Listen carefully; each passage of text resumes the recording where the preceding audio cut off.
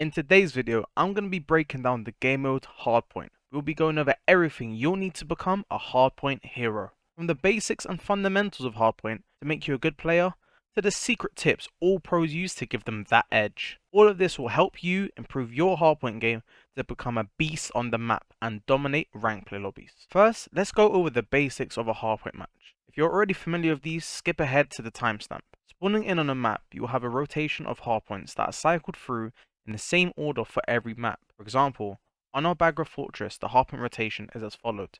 You have point 1, point 2, point 3, point 4, and finally point 5. In the description below, I'll have a link to all the current competitive maps with all the points and their orders so you can learn them if you don't know them already. Once all the points of a map have been cycled through, it will once again return back to point 1 and the cycle continues. You can win a hardpoint match through two ways. You can either be the first team to reach 250 points or have the most points when the game time runs out. You earn points by being on the current hardpoint. For every second you're in the hardpoint, you will earn 1 point for your team. When both teams are on a point at the same time, this will cause the point to be contested, meaning no one receives points. Now that we have discussed the basics of hardpoints, let's take a look into the key fundamentals that will make you a good hardpoint player. First, let's talk about spawn knowledge. Spawn knowledge is a player's ability to predict where the opponents will spawn on the map. This is important as it will give you a better idea of the direction that enemies will be coming from, allowing you to better position yourself on the map for easier kills and to have more successful holds of a hardpoint. Every individual hardpoint has a certain amount of spawn points. We can break this down into primary spawns, secondary spawns, and an emergency spawn. Primary spawns are the spawns that are normally closest to the point and are the spawns the game will try to give you most of the time. However, when you block these spawns, which means there is pressure on the particular spawn point by your team, it will then block the spawn. The game will then give you a secondary spawn. But if both the primary and secondary spawns are being blocked, then the game has no choice but to spawn you at an emergency spawn. Knowing each of these different spawn types on every map and knowing how to block them and what spawn your opponents will then get because of this will allow you and your team to manipulate where your opponents will spawn, giving you the best chance of winning a game. Next, let's talk about rotating. Rotating is another super important fundamental in Hardpoint. Rotating is simply moving from the current point to the next, allowing you and your team to be better prepared for the gunfights at the new hardpoint, giving you a better chance of holding it. This again is why it's crucial to know the hardpoint orders for every map. These again will be in the description if you need to take a look. But to really master the simple art of rotating, we must learn what scenarios to be rotating in. Normally, you never want to rotate to a new hardpoint too early. I'm talking like 60 to 40 seconds, because you are leaving a massive amount of time on the current hardpoint up for grabs. And with you rotating early, your team will have to win a 3v4 on the point. The sweet spot is normally at around 35 to 30 seconds, as it's early enough that you'll either get to the new point with few gunfights. Also, if your teammates die at the old point, you'll only lose about 30 to 25 points max.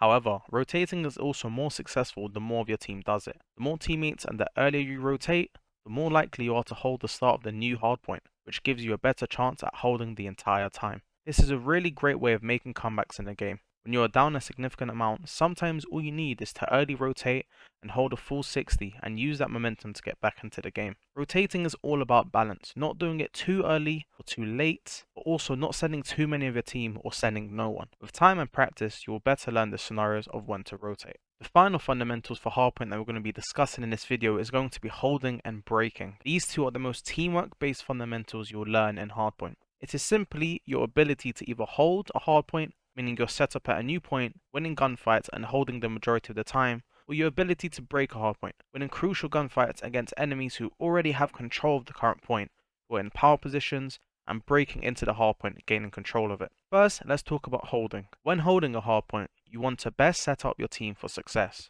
You do this by having everyone in positions that suit the role they are using. For example, longer range gunfights and power positions are more suited to an AR player, and having subs pushed up in a corner are better as those gunfights are more closer range. Watching pros play is a perfect way to learn this, as you can see on the minimap exactly what spots they use and what positions the different roles take up. Breaking is the opposite. You're trying to work as a team, flooding the weak points of your opponent's holds to best have success at breaking in and capturing the point. You can use your knowledge of holding to help you break points. Think about the positions that you would normally play when holding, and focus on these when you're trying to break. It is also important to wait for your teammates as you have a better chance of breaking a point if you can trade gunfights with your teammates and get control. Every point is different, so again, watching pros is a good way to learn what areas of a point you want to focus to better your chances at breaking a hardpoint. Now that we've gone over the basics of what hardpoint is and the fundamentals that make you a good hardpoint player, let's finish off the video with some secrets that pros use to have an advantage over the rest.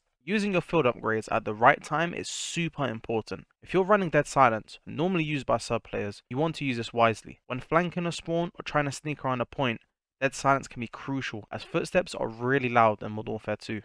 And if you're making an important play which could help your team win the game, you want to be as quiet as possible. This also goes for trophy systems, normally used by AR players. You want to be putting them down on points and power positions when holding, as it protects the player on the point from dying to nades and also allows your AR players who are on power positions more chance of surviving. When trying to break points, placing a trophy system at the main choke point you're running through will also increase your success at making it to the point and breaking it without being hit by nades or stuns. Speaking of nades and stuns, next we'll be talking about how pros use tacticals and lethals to get an edge.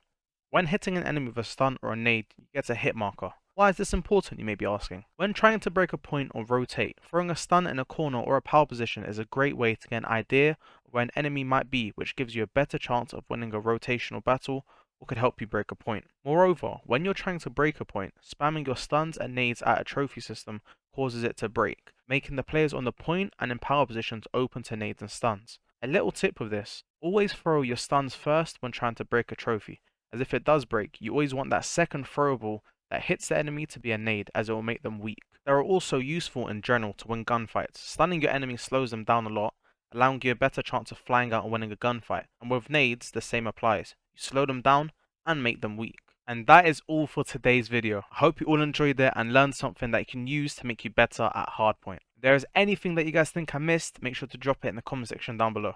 I'll also be making this exact same video for both Control and S&E, so make sure you subscribe and turn the post notification on so you don't miss it. Also on the road to 1,000 subscribers, and recently the support has been insane. In the last week alone, we've had 50 subscribers. And like I said, that's been it. I've been your boy Stunner, and I'm out.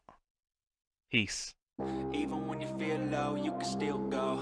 Even when you feel slow, you can still go. Even when there's no hope, you can still go. I never answer to no, man, I still go. Go, go.